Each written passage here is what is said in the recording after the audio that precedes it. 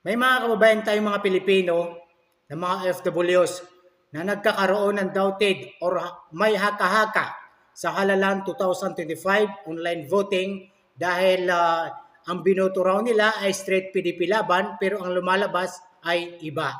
So panoorin natin ang isa nating kababayan na nagrereklamo, nagtatanong. Daya nito. Online voting nito.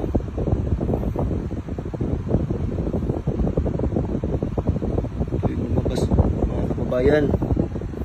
Ito yung lumabas sa boto ko. Binoto ko straight PDP laban. Ito yung lumabas mga NPA. Oh, sino to? Balon Roberto. Oh, Wilbert Manoy.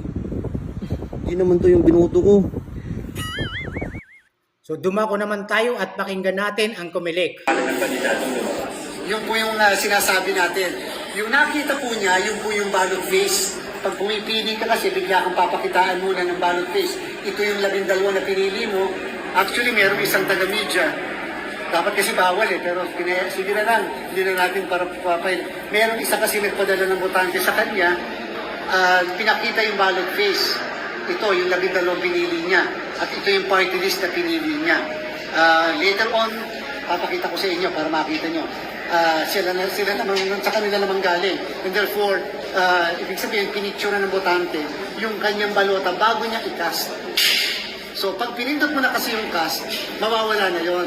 Bigla na lang papalit doon, ay yung sa QR code, mabe-verify mo na yun. Pag pinundot mo yung QR code, yung sa QR code, lalabas ngayon yung mismong ballot ID at saka yung encrypted na script.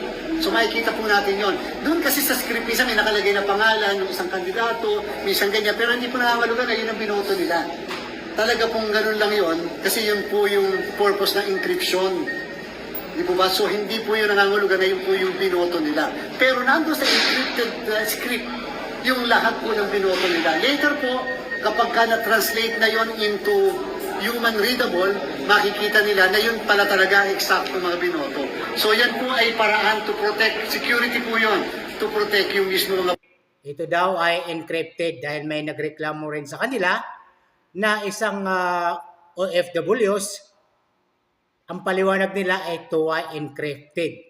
Ibig sabihin, a process of protecting information data. Ang mga nakakaalam lang dito ay mga IT expert. So, hintayin na lang po natin mga kaibigan, huwag po tayong magbigay ng negative impact sa online voting dahil ito po ay soon magiging maayos din po. So, bantayan lang po natin ang ating boto, i-record natin o screenshot natin para may katibayan tayo if in case na hindi lumabas yung boto natin at pwede tayong pumunta sa ating embahada.